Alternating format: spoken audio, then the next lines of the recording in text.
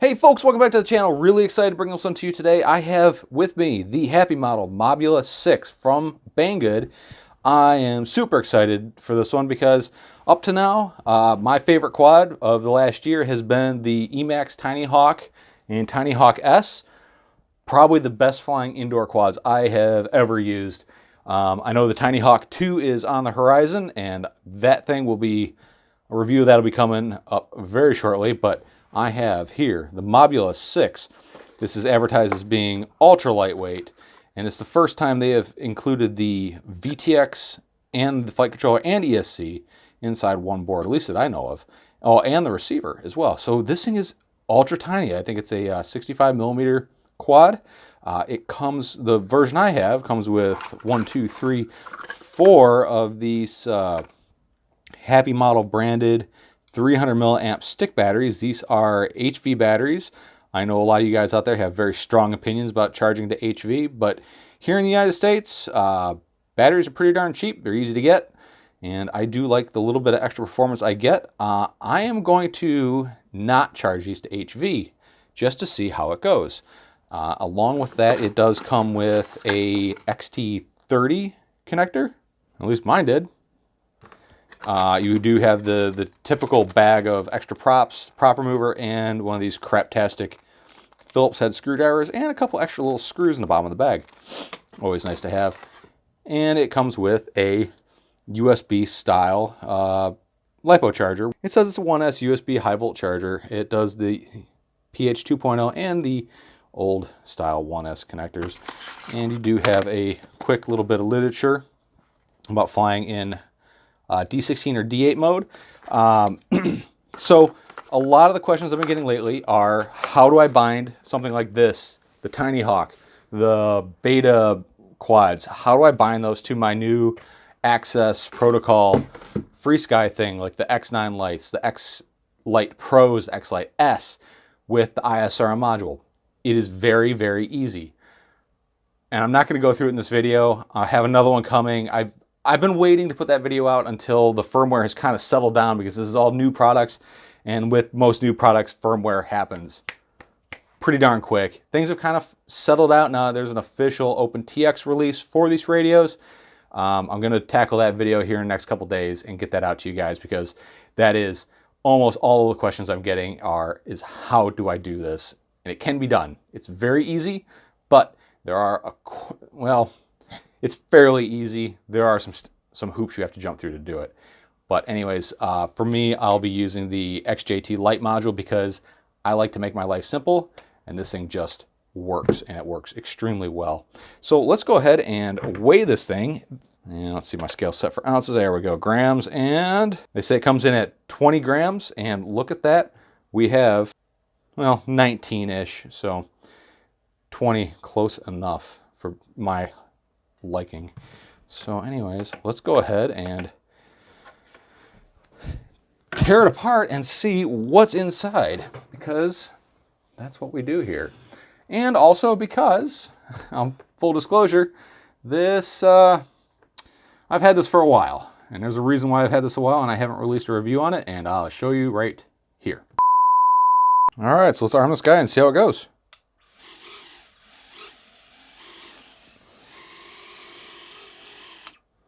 And we have smoke. Awesome. First battery. So yeah, the original board I got caught on fire. First pack, first arm. Really, really bummed. But my contact at Banggood got in touch with Happymodel. Happymodel emailed me, and they are just as surprised as I was. They told me that they test hover every single one of these to come off the line. Whether I believe that or not, well, why not? You know, I mean, I have no reason not to believe that. But Happymodel doesn't have the best track record for reliability, and here is one of those examples. So I had a FET catch on fire. Well, maybe not catch on fire, but it definitely smoked itself. But they were kind enough to send me a brand new Crazy Bee F4 Lite FreeSky Edition flight controller, ESC all-in-one hoodie. So let's go ahead and get her apart. So we got the quad here. We're going to need a double aught Phillips head screwdriver. You could also use that craptastic one that came in the box. If you don't have one and you're in this hobby for a little while, you may want to go out and get one. I'm using, let's see, this is a Snap-on PH or Phillips double-aught screwdriver. I just happen to have one. So we take the canopy off of those 3 screws, and we'll go ahead and unplug the camera connectors. So this is using a Runcam Nano 3 camera. It's been completely decased. You can see right there. It is an extremely small camera. The angle can be adjusted right here with these 2 screws on the side, just like your traditional camera. It does look like they got a little bit of hot snot in there holding the focus adjustment. Be interesting to see how well this holds up. No TPU parts in here. This is all injection molded plastic. So we'll go ahead and set that aside. Now we've got our flight controller. Go ahead and get these motors disconnected. It's super convenient to have these on pins, but one of the things a lot of people have done with, say, the Tiny Hawks is they've direct soldered them, and they've reported significant performance increases. So we got the 4th screw out, and there she be. It's that easy. So on this board, let's take a closer look. So on this board we have the VTX antenna, we have the receiver antenna, the ESCs, and the flight controller all built into one ultra tiny little board. And just kind of looking around on it, let's see. So you can see which FET has kind of pooped itself. You can see a little bit of a bulge right. Let's see if I can get the lighting right on it. Right there, you can see that's where all the mangry pixies have gotten out. Right there. So that's where the source of the smoke is coming from. So we'll go ahead and right in the bucket with that one. It's a shame because when things go bad with these flight controllers, man, you lose everything. All right, so now we got the new board. Let's take a quick look at this one yonder.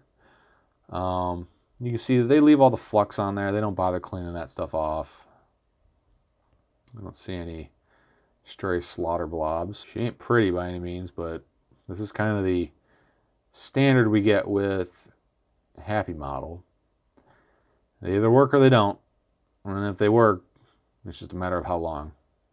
But I really wish Happymodel's quality control would go up just a bit. It would make life so much more enjoyable. All right, so let's go ahead and get this thing back on here.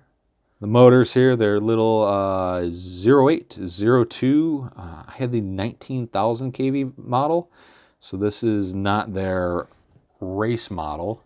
I do actually have a race model on order, so at some point I'll be comparing the two, provided this thing actually works and the other one actually works. We shall see. I have been flying the Tiny Hawk 2, and it is fan-freaking-tastic. And before you put the board in, make sure you hook up the camera, because that connector kind of gets buried in there. Pretty hard to put in afterwards. One eternity later. All right, that was an ordeal.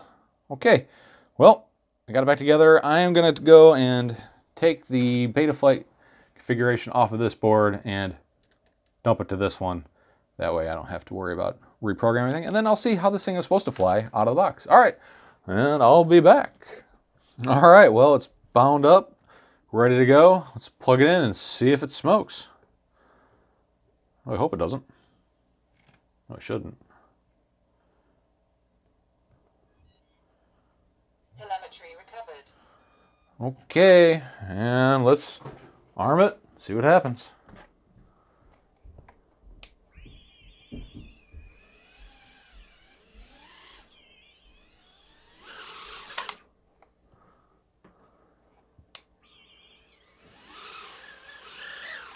Well, seems like it works. All right, Well, let's go give it a rip. All right, this is the Mobula6 with JESC 48 kilohertz and my own tune. It's kind of my own personal settings plus a little bit of Project Mockingbird all kind of rolled into one.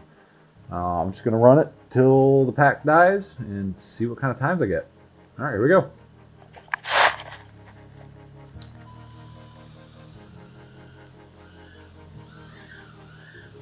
Already off to a terrible start.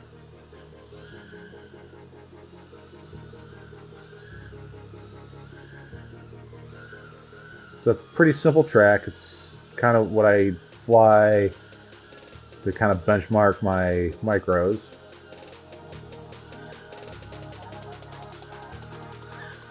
So all I'm going to do is fly a bunch of packs and just remove any extraneous numbers.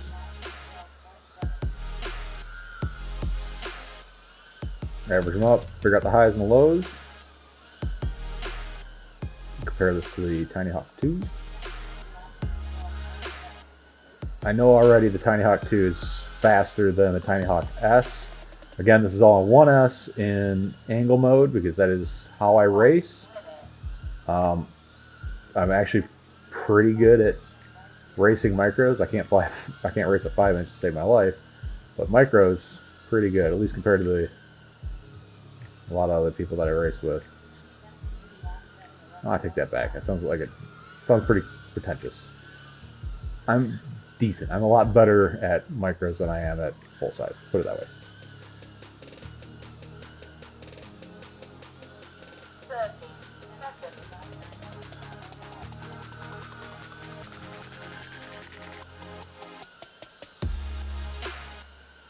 20 seconds.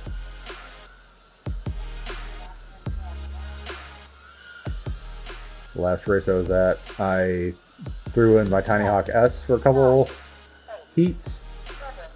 I felt like I was going way faster.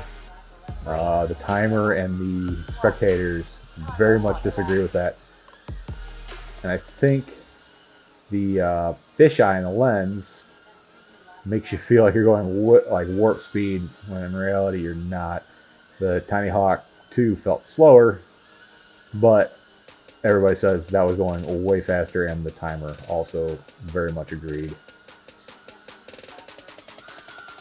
I think my lap times with the Tiny Hawk 2 were about 30 to 32 seconds on this track we were flying.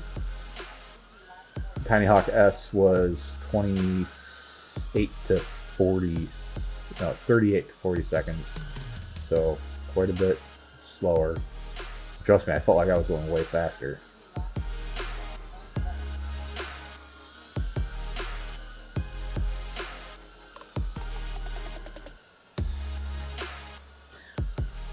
I'm not even interested in comparing 2S on the Tiny Hawk 2. I could care less about 2S. I think it's a selling item. Very little practical application.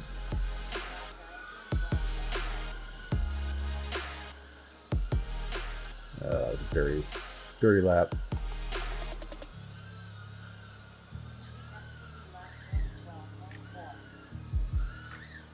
Getting sloppy.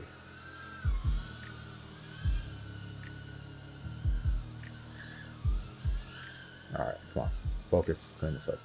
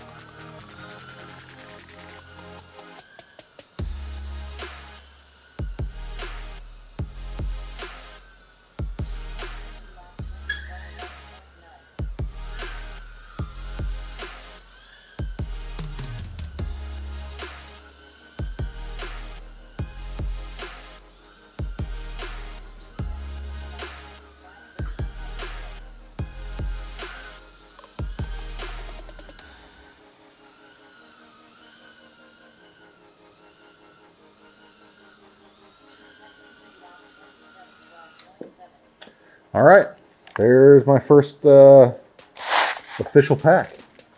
I'll go fly one more, maybe two more, and then we'll get some numbers off of those. All right, guys. Wow, this thing is a absolute rush. Right off the bat, buy more packs because you're gonna want more of these because the 4 it comes with, it's not enough. This thing flies really well out of the box. I put a lot of my own tune and tweaks and modifications into the tune on this. I did use the JESC 48 kilohertz ESC firmware with Betaflight 4.1 with RPM filtering. Put my tune on there, put my adjustments in. Man, this thing is nice. It flies really, really well. It is very fast. It is very predictable when you clip something. It doesn't want to just spin out of control. It stays pretty well locked in. The camera is better than, say, like the Tiny Hawk and the Tiny Hawk S, but it does have some issues with transitioning between light and dark. So keep that in mind. If you're headed towards like a bright light, like you saw in the DVR, it does kind of want to just like white out, and it takes a couple seconds for it to come back down. So in my test, so the test track that you saw, this is kind of the same track I fly all the time with all my models, and my average time over 3 packs, and these aren't the first 3 packs. I flew a couple packs to get warmed up, and then I did 3 official laps on my Delta 5 race timer. This thing is super accurate. We use it for all multi-GP events. My average time through this track averaged 14.5 seconds with a shortest lap time out of all those packs being 10.9 and the longest being a 40.7. I did include one of the laps where I crashed and had to use turtle mode to get back up. It's only fair. It's a crash. I'm not going to take that one out of there just because it's an outlier. But 14.5, that is pretty darn good, and this thing is a super good flyer. As far as reliability goes, I feel like this is probably, it's not going to last forever. It does have a bit lower build quality than what I'm used to with the Emax product. The frame, you can see, is pretty squishy and flexible, but I'm telling you what, man, this thing is really good. I definitely recommend it, but there is a challenger. This thing is better than the Emax Tiny Hawk S. And by the way, I'm taking 2S out of the equation. 2S is BS. It's just something that was shoehorned into some of these quads to help push numbers. It's useless. It does work. It's kind of fun for grins, but these things are intended to be an indoor racer. 1S is the way to go. But there is a challenger coming, and it is a big one, and it is going to hit hard, and it's this guy here, the Emax Tiny Hawk 2. Wait for it. These two are going to go head to head, and I cannot wait to see what the results are. Thanks for stopping by, guys. Thanks for checking this out. Head over to Patreon, sign up. I do monthly giveaways. I'm giving away products all the time over there. Help support me over there. Please click the links in the description if you're interested in any products that I've shown in this video. That would greatly help me out. Thank you to Banggood for sending this to me for review.